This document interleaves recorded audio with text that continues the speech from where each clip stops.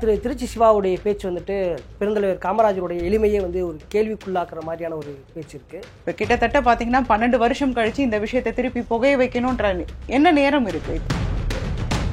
காங்கிரஸ் கட்சியிலேருந்து ஒரு பெரிய அளவுக்கான கண்டனங்கள் வரவே இல்லை. ஸோ இப்போ நான் வந்து கலைஞரை பற்றி அவதூறா பேசினா அது சரியா இருக்குமா? பெருந்தலைவரை வந்து கொச்சைப்படுத்தணும், அசிங்கப்படுத்தணுன்ற ஒரு எண்ணத்துல தான் அவர். ஏசி இல்லாமல் திரு காமராஜ் அவர்கள் தூங்க மாட்டார், அவர் தங்கக்கூடிய இடங்கள்லாம் ஏசி போட்டார் அப்படின்ற மாதிரியான பேச்சு. இப்படி ஏசி இல்லாமல் தூங்குவாங்க அப்படின்னு சொல்றது வந்து எந்த விதத்தில் சரி? இரண்டாவது, அப்படி செய்யணும்னு நினச்சா அவர் ஆட்சி காலத்தில் இருக்கும்போது அவருக்கு வேணுங்கிறத அவர் செஞ்சிருக்க மாட்டார். திமுக உடன்பிறப்புகள் வந்துட்டு அந்த வட்டம் ஏசி இருந்ததை வட்டமிட்டு காமிப்பது, இது போன்ற விஷயங்கள்லாம் பரப்பியிருக்காங்க. ஒரு நாட்டையே கையில் கொடுத்து இந்தாங்கட்டு எல்லா பணப்புழக்கமும் அவர் சொல்கிறது தான். அதில் வந்து ஒரு இமைய அளவு கூட ஊழல்ன்றது வந்து இல்லாத ஒரு தலைவர். தேர்தல் வரக்கூடிய நேரத்தில் இந்த கருத்தை வந்து ஒருவேளை கூட்டணியை முறிப்பதற்கு இவர்களே வழி கொள்றாங்களோன்ற மாதிரி கொடுத்துக்கலாம். தன் வீட்டுக்குள்ளேயே இருந்து கண்ணாடி வீட்டுக்குள்ளே இருந்து கல்லை எறிகிறார். கனிமொழி அவர்கள் வந்து எல்லாத்துக்குமே ரியாக்ட் பண்ணுவாங்க. திருச்சி சிவாவுக்கு ஆன ஒரு கண்டனம் கூட தெரிவிக்காமல் இருக்காங்க. எப்படிப்பா எல்லா விஷயத்துக்கும் குரல் கொடுக்குறவங்க ஏன் இதை செய்யலை அப்படிங்கிறது. திமுக தலைவருடைய பெருமையை பேசுவதற்காக திரு காமராஜ் அவருடைய பெருமையை வந்து குறைச்சு மடி பேசியிருக்காரோ அப்படின்ற மாதிரியான ஒரு கூட்டணி முறியறதுக்கு போகிறதுக்கு வாய்ப்பு வரும். இதெல்லாம் யோசிக்காம இந்த அளவுக்கு மெத்தனமாக செயல்படும் வேலை ஏன் அப்படின்னு தான் தெரியல. அப்போ அவங்க என்ன நினைக்கிறாங்கன்றது வந்து ஒரு புரியாத புதிராதான். நாளை நமது நேயர்களுக்கு வணக்கம். எளிமைக்கும் அரசியல் தூய்மைக்கும் பெயர் போன பெருந்தலைவர் காமராஜர் அவருடைய எளிமை குறித்து ஒரு மிகப்பெரிய ஒரு சர்ச்சை விவாத பொருளாக இருக்கிறது. அது குறித்து பேசுவதற்கு திரு காமராஜருடைய பேத்தி கமலிகா நம்மோடு இருக்கிறார். அவர்கிட்ட பேசலாம். வணக்கம் மேடம். வணக்கம் மேடம், பாட புத்தகத்திலேருந்து பள்ளி பருவத்திலேருந்து எல்லாருமே வந்து அரசியலில் வந்துட்டு ஒரு எளிமையானவர், நேர்மையானவர் அப்படின்ற மாதிரியானது வந்து கர்ம வீரர் காமராஜர் தான் படிச்சுட்டு வந்திருக்காங்க எல்லா பேரும். ஆனால் திருச்சி சிவாவுடைய பேச்சு வந்துட்டு இந்த பெருந்தலைவர் காமராஜருடைய எளிமையே வந்து ஒரு கேள்விக்குள்ளாக்குற மாதிரியான ஒரு பேச்சு இருக்குது. முதல்ல வந்துட்டு பெருந்தலைவருக்கும் உங்களுக்கான உறவு எப்படி? நீங்கள் இப்போ பேத்தின்னு சொல்கிறீங்க, எந்த வகையில் பேத்தின்ற மாதிரி சொல்லிட்டு அவருடைய கருத்தை வந்து நீங்கள் எப்படி பார்க்குறீங்கன்னு சொல்லி. அதாவது வந்து நான் வந்து தாத்தாவோட தம்பி மகள் வழி பேத்தின்னு சொல்லுவாங்க. அதாவது குமாரசாமி நாடாருடைய கூட பிறந்த தம்பி சங்கரலிங்க நாடார், அவருடைய மகன், அதாவது குமாரசாமியோட மகன் தான் காமராஜர், அவரோட கூட பிறந்த தம்பி சங்கரலிங்க நாடாரோட மகன் வந்து அண்ணாமலை நாடார். ஸோ சித்தப்பா மக்க பெரியப்பா மக்க அந்தன் வழியே அண்ணாமலை நாடாருடைய மூத்த மகளோட இளைய மகள். ஸோ இப்படி தான் எங்களோட உறவு. நான் தொடர்ந்து ஒரு 9 ஆண்டு காலம் வந்து சமூக பணியில் இருக்கேன். காங்கிரஸ் பேர் இயக்கத்தில் 7 ஆண்டுகள் நான் வந்து ட்ராவல் பண்ணிகிட்ருக்கேன். இப்போ கூட்டணியில் நாங்கள் இருந்தாலும் இந்த வார்த்தை இந்த 123வது பிறந்த நாளில் எந்த அளவுக்கு ஒரு களங்கம் விளைவிக்கும் வகையில் வந்து இவர் பேசின வார்த்தைகள் வந்து யாராலையும் ஏற்றுக்கொள்ள முடியாத ஒரு தருணம் தான் சொல்லலாம். இப்போ 2-3 நாட்கள் கடந்து போனாலும் இன்னும் இந்த தமிழ்நாட்டில் ஃபுல்லாகவே இல்லை அதர் ஸ்டேட்டில் கூட இந்த வார்த்தைகள், இந்த விஷயங்கள் கேட்டு எதுக்கு இந்த மாதிரி ஒரு அப்பழுக்கற்ற தலைவரை பற்றி இந்த மாதிரி விமர்சனங்கள் முன்வைக்கணும் அப்படிங்கிற ஒரு விஷயங்கள் வந்து பரவிக்கிட்டு வருதுன்னு தான் நம்ம சொல்லலாம். ஆனால் இப்போ வரைக்கும் எத்தனை ஆர்ப்பாட்டங்கள், போராட்டங்கள், இந்த மாதிரி அவரை தெரிஞ்ச ஒரு உண்மையான காங்கிரஸ் பற்றாளர்களாக இருக்கட்டும், காமராஜர் பக்தர்களாக இருக்கட்டும், அவங்கவுங்க தரப்புல இருந்து பதிவுகளை வந்து பகிர்ந்துட்டு வராங்க, வன்மையாக கண்டிக்கிறோன்னு சொல்லிட்டு. ஆனால் இப்போ வரைக்கும் அவர் வந்து இதை விட்டுருங்க அப்படின்றத அப்படி சொல்லி கடந்து தான் போகிறாரே தவிர, ஆனால் வந்து ஒரு மன்னிப்பு, இல்லை நான் பேசுனது தவறு, இல்லை தெரியாமல் சொல்லிட்டேன், இல்லை வார்த்தைகள் வந்துருச்சு, ஏன்னா அவருக்கும் வயசாகுது இல்லை, ஸோ அப்படி தான் நம்ம எடுத்துக்கணும். ஸோ அதை அந்த மாதிரி சொல்லியிருந்தாலாவது ஒரு மனசுக்கு வந்து ஆறுதலாக இருந்திருக்கும். ஆனால் அது சொல்லாமல் அதை அப்படியே விட்டுருங்க அப்படின்னு சொல்கிறது வந்து இன்னும் சப்பக்கட்டு கட்டுற மாதிரி இருக்குது. அவர் சொன்னதில் வந்து பிழை இல்லை அப்படிங்கிறது வந்து மறுபடியும் வலியுறுத்துகிற மாதிரி இருக்குது.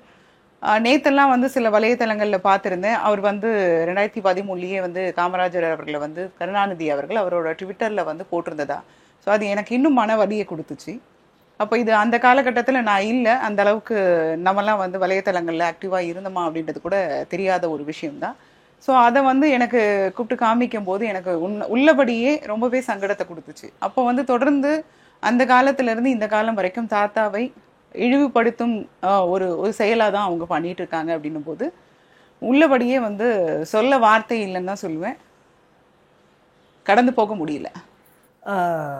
நீங்கள் சிறுமையாக இருக்கவங்களுக்கு கூட பெருந்தலைவர் காமராஜர் கூட நீங்கள் ஓரளவுக்கு பழகிருக்கக்கூடிய வாய்ப்பு இருக்குது.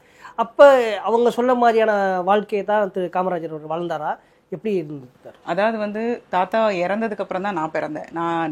அவர் வந்து இறந்ததுக்கு அப்புறம் 5 வருஷம் கழிச்சு தான் நான் பிறந்தேன். ஸோ அதனால் எங்கள் வீட்டாளுங்க சொல்லி கொடுத்து தாத்தா இப்படிலாம் இருந்தாங்க, இப்படி ஒரு தலைவர் வந்து நம்ம வீட்டில் இருந்தாங்க, முதலமைச்சராக இருந்தாங்க அப்படின்னு எங்களுக்கு சொல்லி, அதுக்கப்புறம் எங்கள் ஆச்சப்பாலாம் இந்த மாதிரி வீட்டுக்கு வருவாங்க, உறவின் முறையில் வச்சு இவங்கெல்லாம் இவங்கன்ட்டு சொல்லும் போது எங்களுக்கு தெரியும். இன்னும் கூடுதலாக தெரிய ஆரம்பிச்சது ஒரு நல்ல ஒரு பக்குவமாகி அரசியல் பற்றி நாலேஜ் தெரியும் போது தான், ஓ இப்படிலாம் இருந்திருக்கா அப்படின்னு சொல்லிட்டு அப்போ தான் ஒன்னோட ஒன்று ஒப்பிட்டு பார்க்குற மாதிரி இருந்துச்சு. அப்போ வந்து சொல்லும்போது தான் இப்படி ஒரு தலைவர் நம்ம வீட்டில் இருந்திருக்காங்க, எளிமையாக எப்படி இருந்திருக்காங்கல்ல, அதை நினைக்கும் போது ரொம்பவே பெருமையாக இருக்கும், சந்தோஷமாக இருக்கும். இனிமேலாம் இந்த மாதிரி ஒரு தலைவர் இருக்க மாட்டாங்கல்ல, அந்த நேரத்தில் நம்மலாம் இல்லையே அப்படின்ற ஒரு வருத்தமும் இருந்திருக்கு. திரு கருணாநிதி அவர்களை வந்துட்டு பெருமைப்படுத்துவதற்காக திரு காமராஜ் அவர்களை சிறுமைப்படுத்துவதற்கு மாதிரியான பேச்சு, அதாவது ஜனநாயகத்தை வந்து நீங்கள் தான் காப்பாற்றணுன்ற மாதிரியானதும், ஏசி இல்லாமல் திரு காமராஜ் அவர்கள் தூங்க மாட்டார், அவர் தங்கக்கூடிய இடங்கள்லாம் ஏசி போட்டார் அப்படின்ற மாதிரியான பேச்சு கூற்றை வந்து நம்ம எப்படி பார்க்குறது மேடம்? அதாவது வந்து ஃபர்ஸ்ட் ஆஃப் ஆல் தாத்தா வந்து 9.5 ஆண்டு காலம் முதலமைச்சராக இருந்தாங்க. அவங்க இருக்கும்போதே எத்தனையோ விஷயங்கள் இல்லாத விஷயத்தை தான் அவர் செஞ்சுருக்காரு.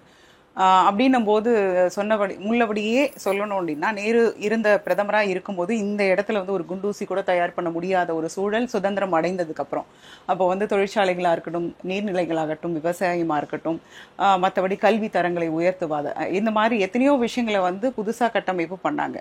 ஸோ கட்டமைப்பு பண்ணும்போது அப்போ ஒரு முறையும் தனக்கு ஃபண்டு இங்கே வந்து தமிழ்நாட்டுக்கு கூடுதலாக ஒதுக்கணும்னு சொல்லிட்டு இதை ஒன்று சிறுக சேகரித்து அந்த 9.5 ஆண்டு காலம் சிறப்பான ஒரு ஆட்சியை கொடுத்தவர். அப்படின்னும் போது அவருக்கு தேவை அப்படின்னா ஆடம்பரமான வாழ்க்கையை வாழ்ந்திருக்கலாம். இப்போ இருக்கிற தலைவர்கள்லாம் பேலஸ் மாதிரி வீடு வச்சுருக்காங்க, அந்த மாதிரி வாழ்ந்திருக்கலாம். கடைசி வரைக்கும் தாத்தா வந்து ஒரு வாடகை வீட்டில் தான் இருந்தாங்க. அவருக்கு வந்து நீங்கள் சிஎம்மாக இருக்கீங்க, உங்களுக்கு வந்து இப்படிலாம் நீங்கள் போகக்கூடாது, நீங்கள் காரில் தான் போகணும்னு சொல்லிட்டு டிவிஎஸ் ஐயங்கார் வந்து அவருக்கு கார் வந்து பரிசாக கொடுத்தாங்க. அதை வந்து ஒரு 2-3 வருஷத்துக்கு முன்னாடி புதுப்பிச்சு தாத்தாவோட பிறந்த நாளைக்கு இப்போ காமராஜர் அரங்கத்தில் வந்து கம்பீரமாக நின்றுட்டுருக்கு. ஸோ அந்த ஆடம்பரம் அப்படிங்கிறது வந்து இல்லாத ஒரு தலைவர் தான், மக்களுக்காக வாழ்ந்த ஒரு எளிமையான தலைவர்.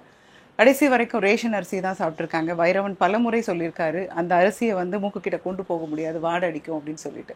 ஸோ இதை பல இடங்களில் நானும் பதிவிட்டிருக்கேன். அதனால் அந்த மாதிரி வாழ்ந்த ஒரு தலைவருக்கு ஏசின்றது வந்து தேவையா அப்படிங்கிறது ஒரு சங்கடமான ஒரு விஷயம். 10 ஆண்டு காலம் 9 ஆண்டு காலம் சொல்லுவாங்க.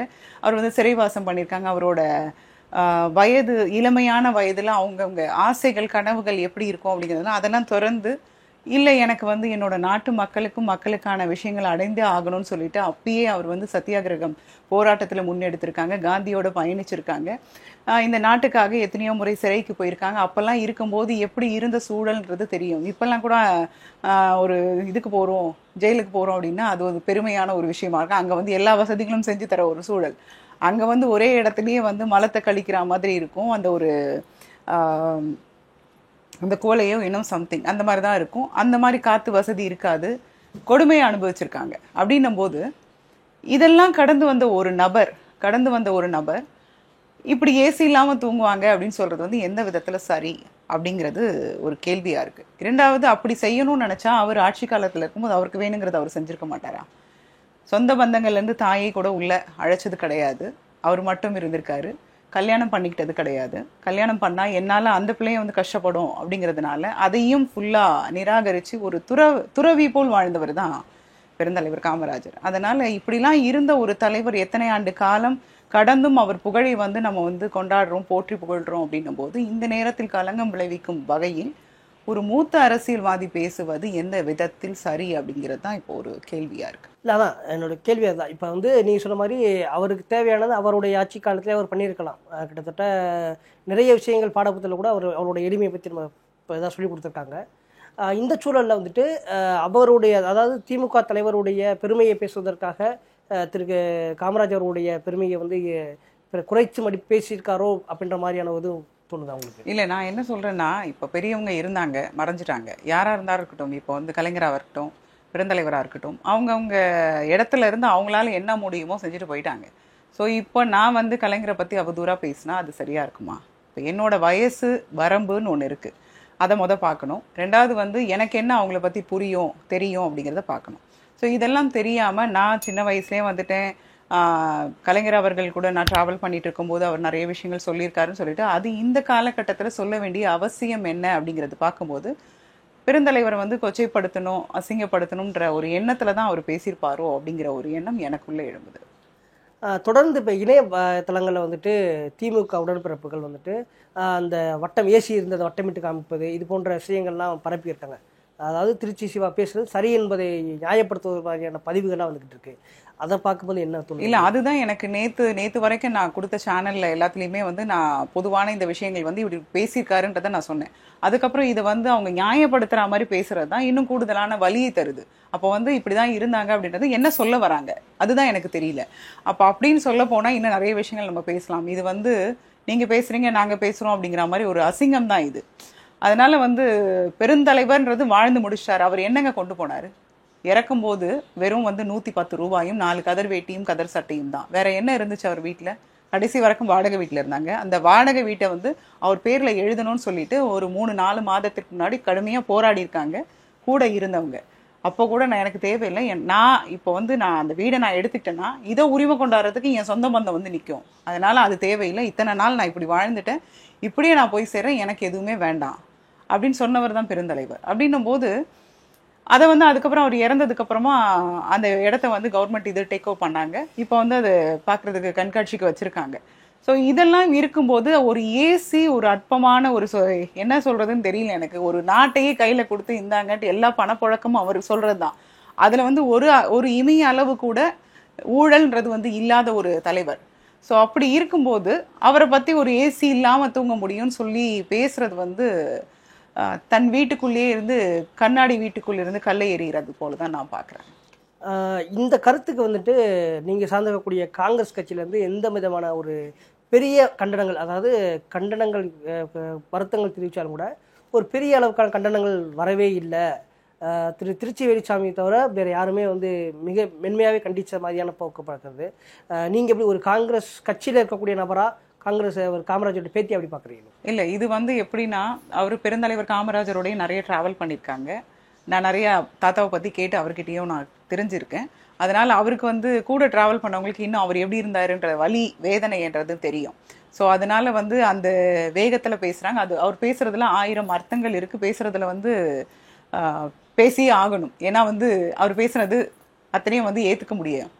ஆனால் வந்து கட்சி சார்ந்து பேசலை அப்படின்னும் போது சொல்லியிருக்காங்க அதை வந்து பெருசாக்க வேண்டாம்னு சொல்லிட்டு. இன்னும் சில விஷயங்கள் சொல்லணும்னா காந்தி சார்ந்து வாழ்ந்த ஒரு காங்கிரஸ் கட்சி அப்படின்னும் போது நாங்கள் எடுத்த உடனே தடி அடியும் தண்டால் அடியும் பண்ணுறதோ பேசுகிறதோ அது இருக்காது. இப்போ பேசுகிற வார்த்தைகள் கூட அவங்கள வந்து தடித்து பேசக்கூட வார்த்தைகள் வரமாட்டேங்குதுன்னு தான் நான் சொல்லுவேன். ஸோ எங்களோட கண்டனத்தை வந்து பொறுமையாகவும் அமைதியாகவும் தான் சொல்லிட்டு இருக்கோம். ஆனால் இப்போ சுற்றியும் அது வந்து இனி கூட நாடார் பேரவையில் வந்து பார்த்திங்கன்னா ஒரு ஆர்ப்பாட்டம் பண்ணிட்டு இருக்காங்க தாம்பரத்தில்.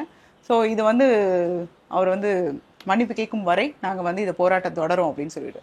ஸோ இதுக்கு அவர் பதில் சொல்லி தான் ஆகணும். இல்லைனாலும் மக்கள் வந்து அதை திருப்பி திருப்பி கேட்கும் கேள்வியாக தான் இருக்கும். இது இல்லை, அவரோட பதிலாக சொல்லிட்டார். அவர் நேற்று அறிக்கை விட்டுருக்காரு. அந்த அறிக்கையில் வந்து இது விவாத பொருளாக்க வேணும்னு தான் சொல்லியிருக்காரு. ஒழிய நான் பேசிய தவறுன்றோ இல்லை மன்னிப்போ நான் அதுதான் சொல்கிறேன். விவாத பொருளாக்க வேண்டாம் அப்படின்னு சொன்னால் இப்போ நான் ஒரு வார்த்தையை சொல்லி கடந்து போயிட முடியுமா?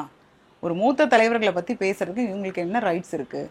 ஃபர்ஸ்ட் அவங்க எத்தனை விஷயங்கள் செஞ்சுருக்காங்க அதை வச்சு பேசுங்க. உங்களுக்கு பேச வாய் வரலைன்னா கூட பேசாமல் இருங்க. உங்களை யாரையும் அவரை பற்றி புகழ் பாடுங்கன்னு சொல்லவே இல்லையே.